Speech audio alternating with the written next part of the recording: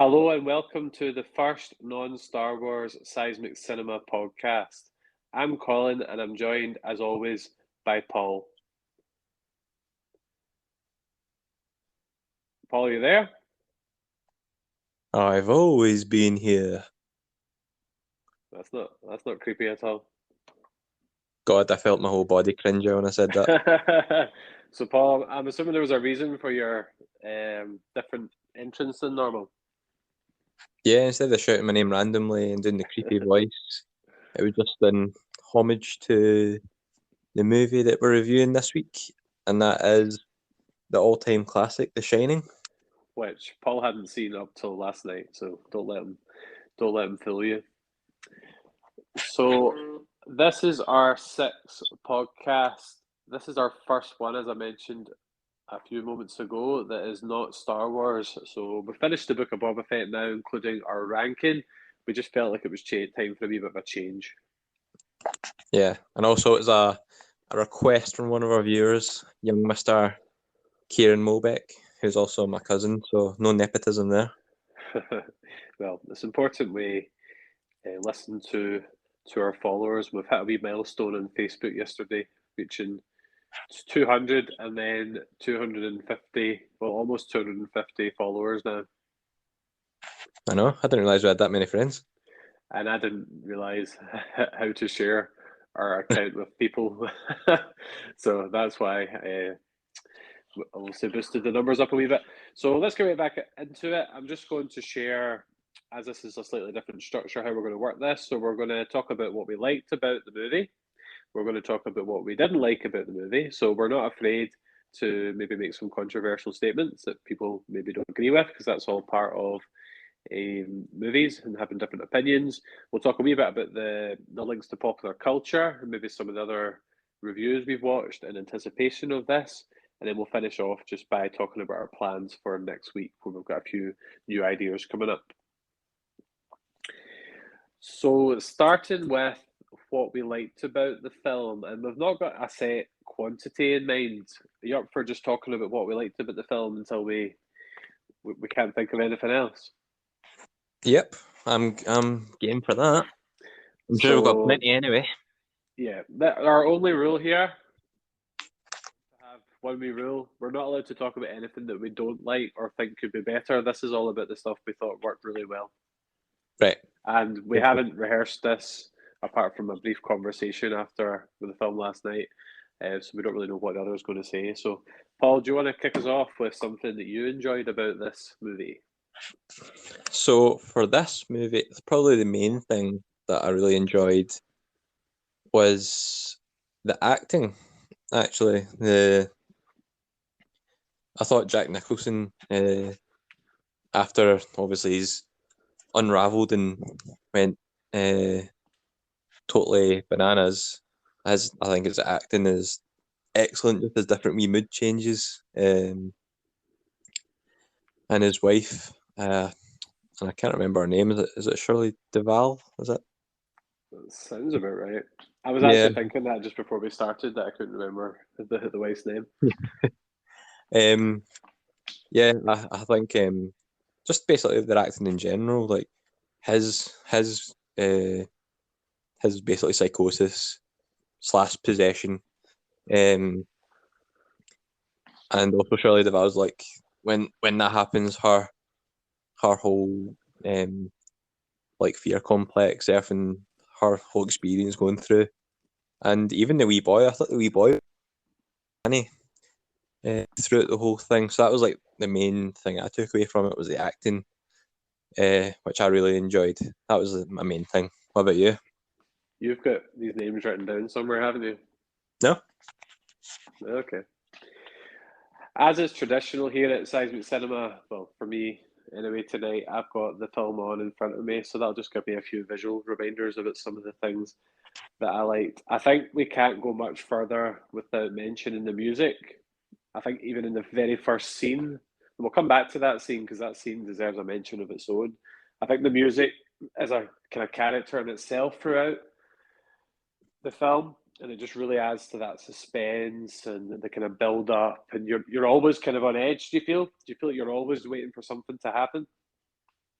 Yeah, as soon as you hear that iconic music, you know something's coming, but you don't know what. It's just very ominous in the background. And there's not always something that's about to happen. Sometimes not much happens, but the music still made it feel that suspense. Yeah, the music throughout was really good. I felt like even like the main theme is obviously iconic, but throughout the whole film, there's all the different tones and like all the screeching noises you hear, uh, and people's actions are accentuated by the music as well. It's a really I don't think I've seen a horror movie quite like it, especially like modern day times. Like I was watching the new Texas Chainsaw Massacre movie, and it's just totally night and day. Like to think the horror genre is so diverse.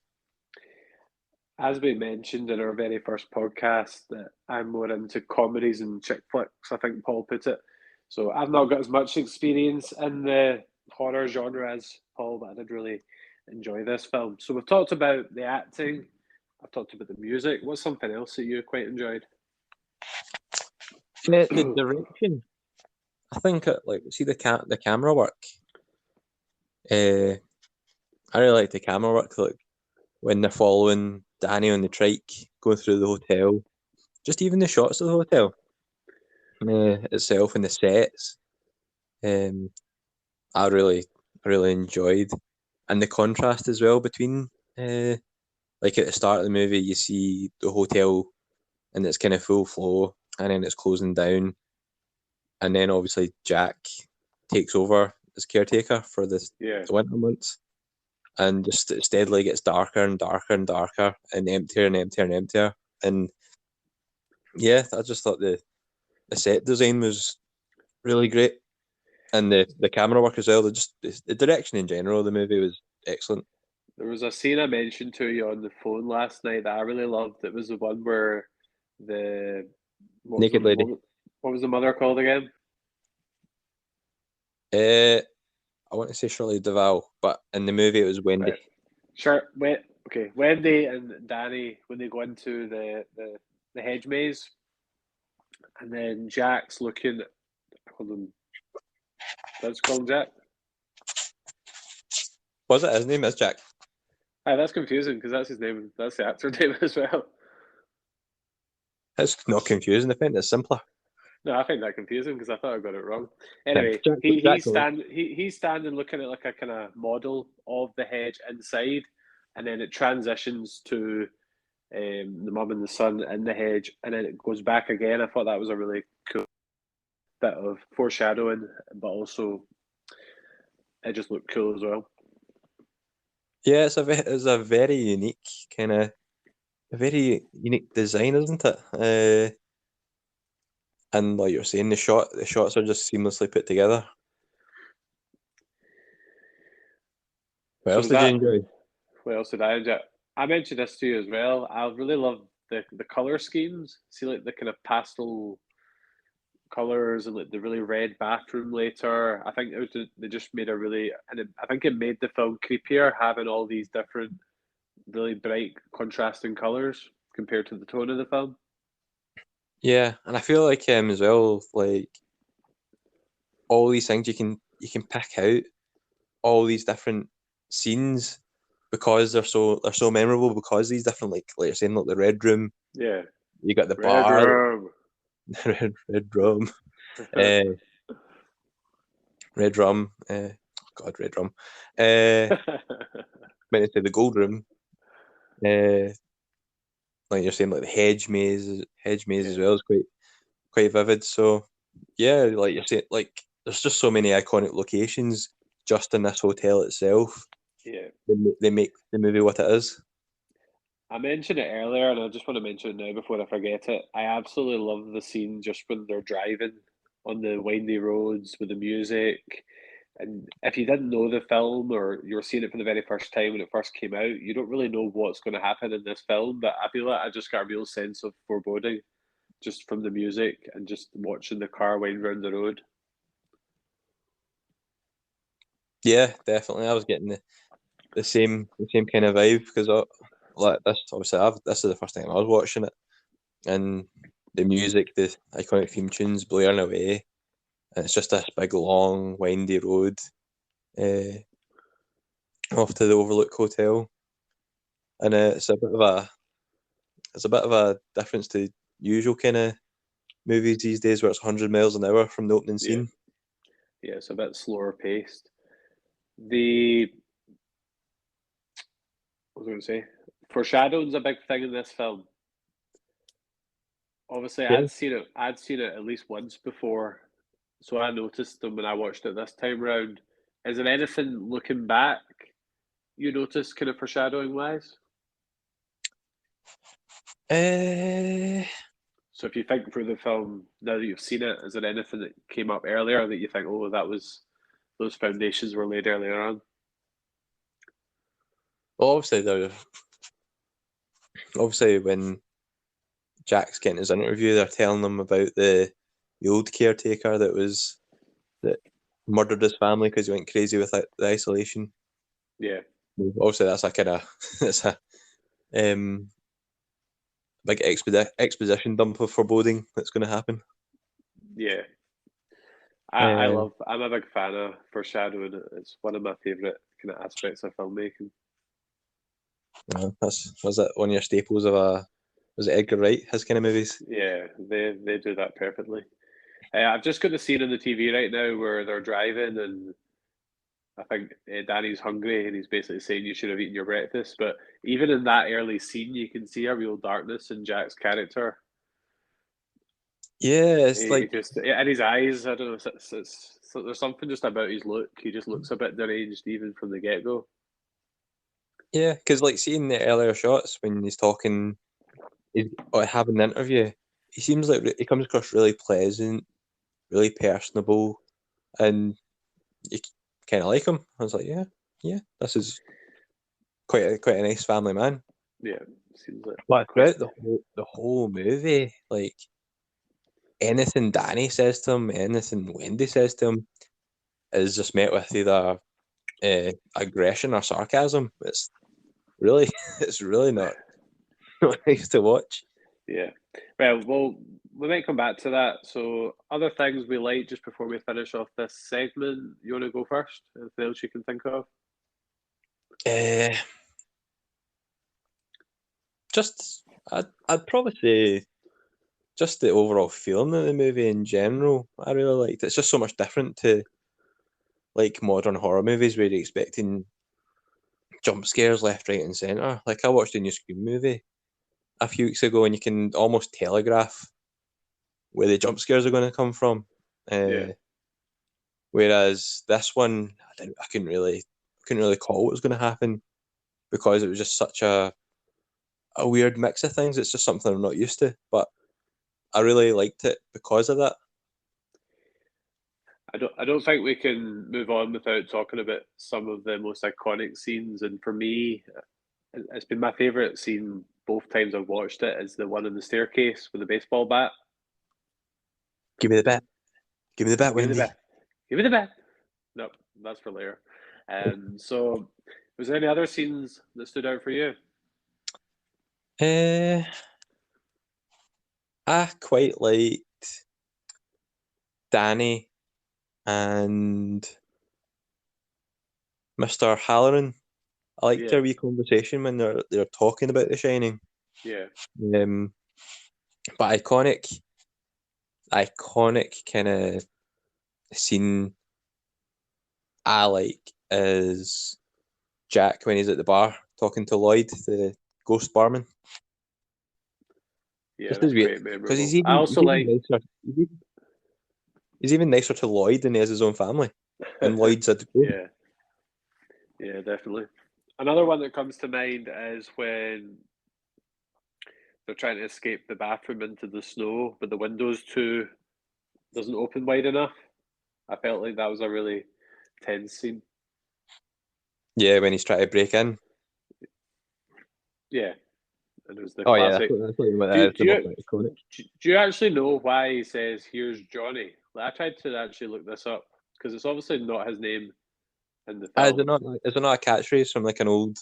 American show or something, like American chat show or TV show or something like that. Yeah, I think it's something like that. So maybe somebody who's listening along to this could mention that in the comments on YouTube or our social media accounts. Right. So I think that's a good.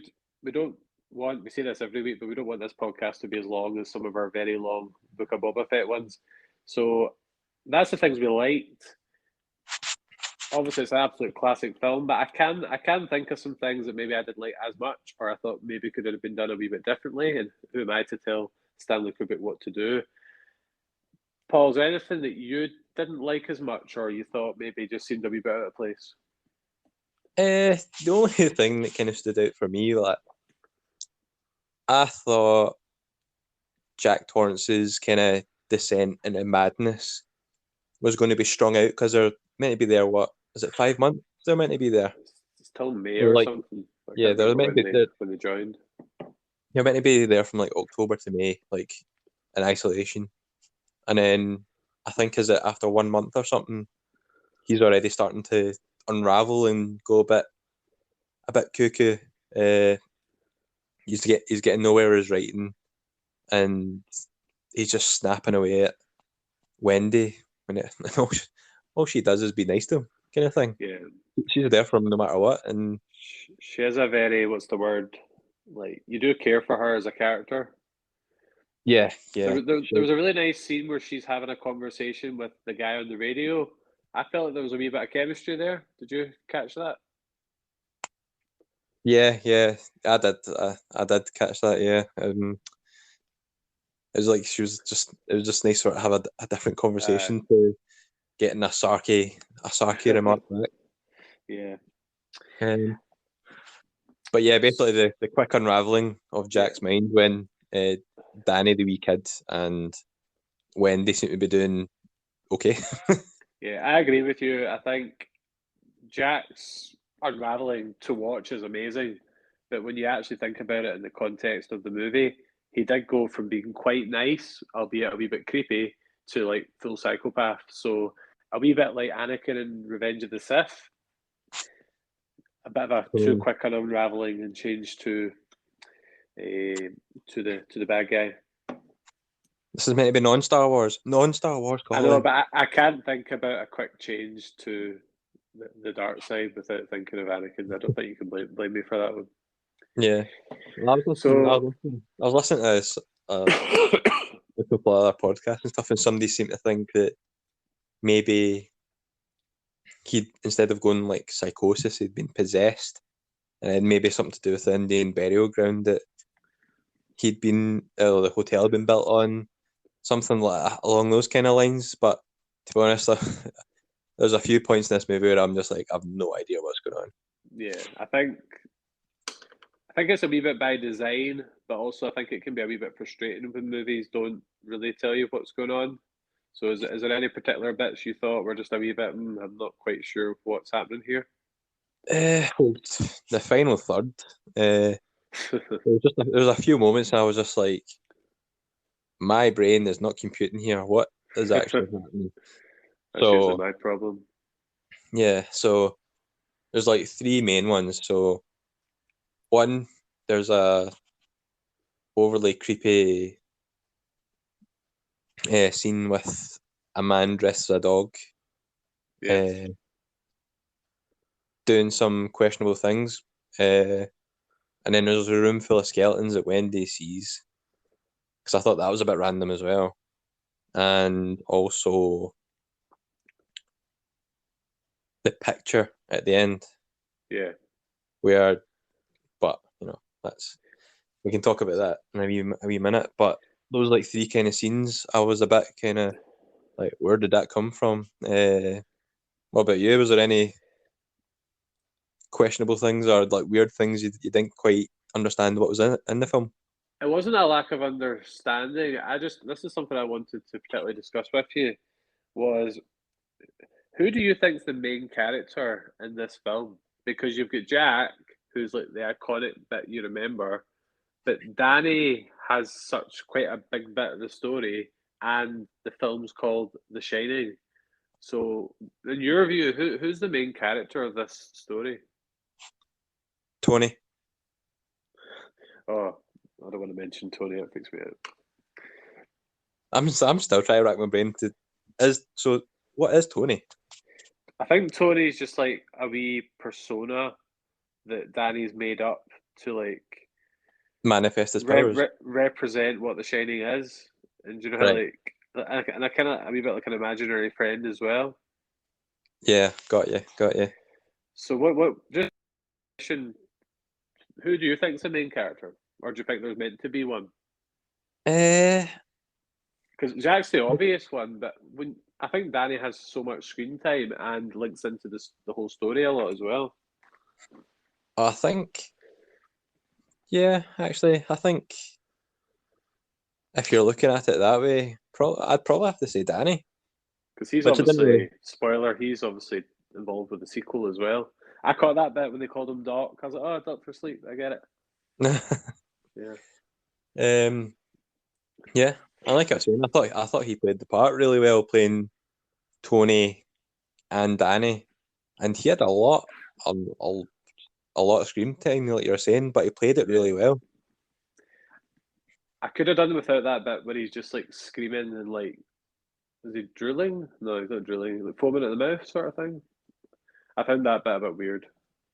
Oh, is that when he's doing his shining SOS to Mr. Halloran? Yeah, his face just looks a wee bit creepy in that bit, but we'll let him off. Yeah. By the way, can we just address the fact that Mr. Halloran went all that way, like he travelled for hours, planes, trains, snowcats to come help Danny, and as soon as he steps in the lobby, he gets an axe to the chest. That's so sad for him.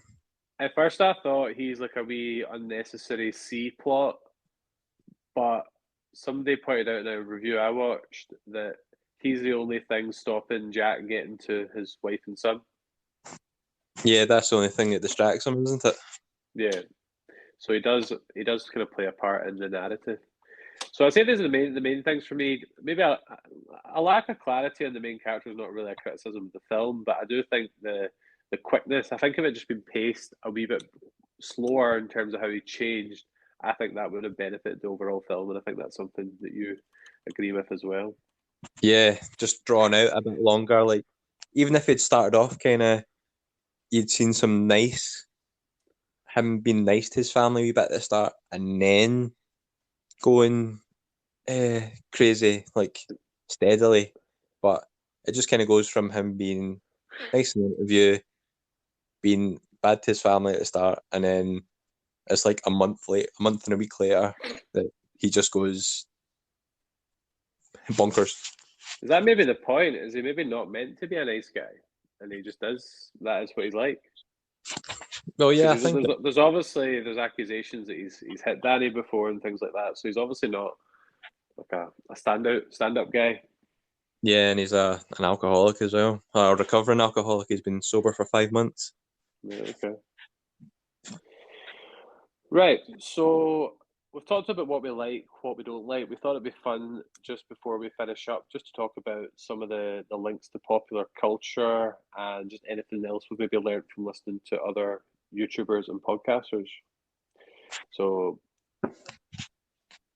there's one particular. There's actually more than one, but there's one particular piece of popular culture I feel that we must discuss. Do you agree? Well, you can take this one away because you remember a hell of a lot more than I do. You seem to remember it line for line. Right. Okay. I'm just warming up here. So I only saw this film for the first time in 2021, which I'm a wee bit ashamed to say. But I've seen multiple times the Simpsons Halloween special parody of this, and I just wanted to talk about. We'll maybe take a wee bit each. I'm not expecting you to remember it word for word. One bit I remember is the Mr. Burns saying, "Oh, that's odd. The blood normally gets off on the second floor." Obviously, relating to something we didn't discuss, which is the blood constantly coming through the lifts. Is there any part of the at all? I'm not expecting you to remember it word for word. Just the part where what we signed off last week's video on, where Marge finds his typewriter, and instead of pages and pages of Was it all working, no play makes Jack a dull boy? They replaced it with no beer, no TV, make Homer something. Go crazy. Don't matter if I do. No, I'm not going to do that, but you're better at that bit. There's another bit, obviously. What was I always forget his name. The guy who came back in the storm and got stabbed. Dick Halloran. Yeah, he's obviously, that's who Groundskeeper Willie plays, and the parody as well. The Hedgemaid is also in there, I remember. Also the driving bit along the windy roads and the start of it. I think before I go to bed tonight, I'm going to rewatch the parody. I think that'd be a good use of my time. I'll tell you what episode it's on. Is there any other movies or TV shows, Paul, you've seen The Shining referenced in that you can remember? Yeah.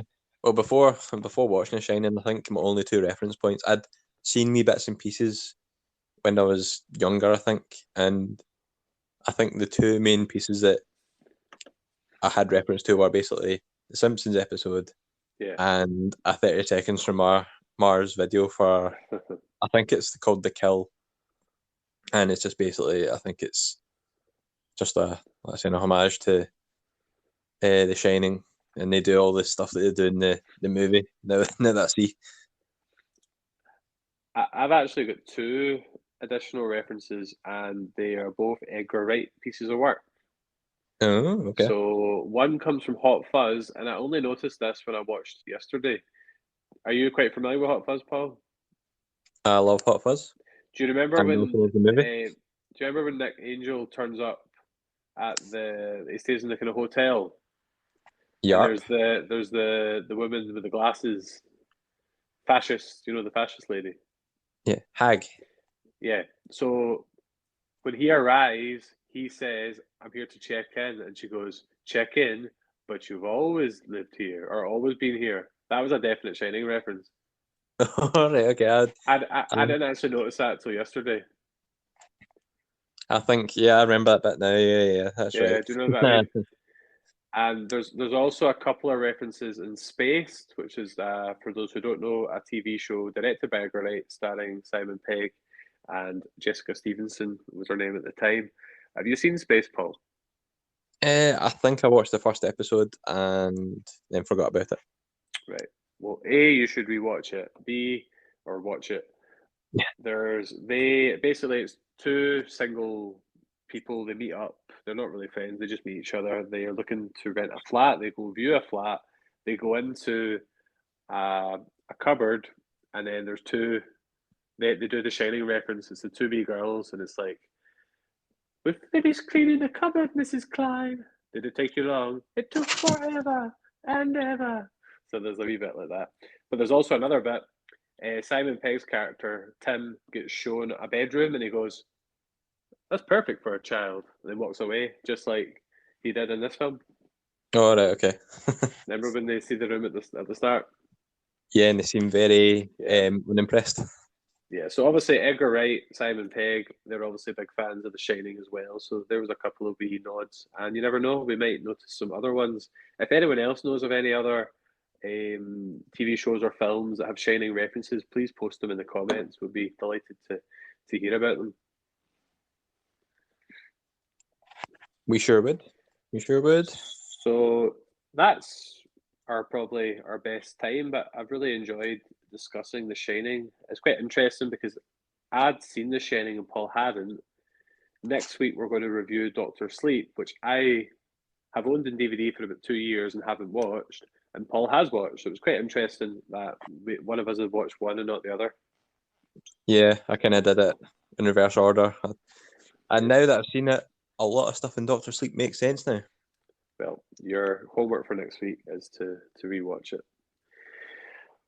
Right, so just to sign off, just want to remind you of our social media activities. So we are on Facebook. As I said, we just passed 250 likes. We've got Twitter, which is approaching around about 175 followers. Seismic accounts. We've also got Instagram, which is sitting about, I think, 135. And we've also got a YouTube channel. And what we've been talking about recently, Paul, is maybe starting to dabble into video. Yeah, so I think once I get a reasonable haircut, maybe shave, maybe good to go for you. I need to shave as well. So we're trying to make a decision whether to go for podcast or video, or maybe a combination of both. So that's something that we're going to work out. So it'd be great if you could subscribe to our YouTube channel and you get more reviews like this. Obviously, we've moved on from Star Wars. We'll come back to Star Wars, obviously, but we're doing a wee bit of a different genre at the moment. In terms of where you can listen to our podcasts, as I said, you'll find it on YouTube as a video, but you'll also get it on Anchor, which is our home base. We're also on Google Podcasts, Apple Podcasts, Good Pods, and Spotify. Have I missed any there, Paul? I don't think so. We seem to have branched out into every sort of podcast platform known to man, I think. It is crazy to think where we've came from in a short space of time, just in terms of learning about the industry. There was a couple of good pods, Paul. We're in the top something again. I think we're number 7 in the indie podcast top 100 TV reviews. I've not a clue how we ended up there. I think obviously there's some sort of algorithm that's taken a flaky and it's not right, but we're happy to be there, so we'll take it. We'll take it. And we're also 75th in Google Podcasts TV something. Yep, and there's only 75 podcasts in the world, apparently. We're not going to let these awards go to our heads. Anyway, I'm trying to convince Paul to start up a TikTok account as a further branch of our social media, but I think that's a conversation we'll have off screen. I got almost through a whole podcast without calling it a video, so that was pretty good for me. So just want to, Paul, do you want to take the reins in terms of what's coming up, or do you want me to do it? What would you prefer? Oh, you can do it. I'm feeling a bit lazy tonight, so you can do it. Well, there's a shot. A first for everything, yes.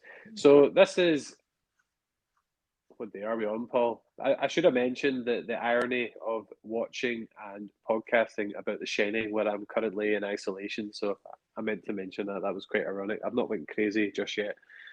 So we're on Tuesday, Paul, aren't we? We are on Tuesday. So this will go live on Tuesday, the 22nd of the 22nd, Tuesday. Thursday of this week, we might have a guest, we might not, but we're actually going to do our first weekly ranking video, which we're hoping to do alongside our reviews. So we're going to rank the live action Harry Potter movies. So we're just talking the Harry Potter story, not the Fantastic Beasts ones, although maybe, I don't know, we might come to that. So that's on Thursday. Next week, we're going to review Doctor Sleep, and Paul's going to choose something that we can rank. So I'm interested to see what Paul will come up with there. Something better than Harry Potter. Well, I had to make a decision, so I went for it. Right, anyway, particularly when locked down and isolating, I, for one, can really see the benefit of escapism in its many forms. Sitting down to watch films, discuss films, it really does take you out, take your mind off work, take your mind off other things. So we're Seismic Cinema. We believe in the power of escapism, and we'll see you in our next podcast. Yeah, see you soon.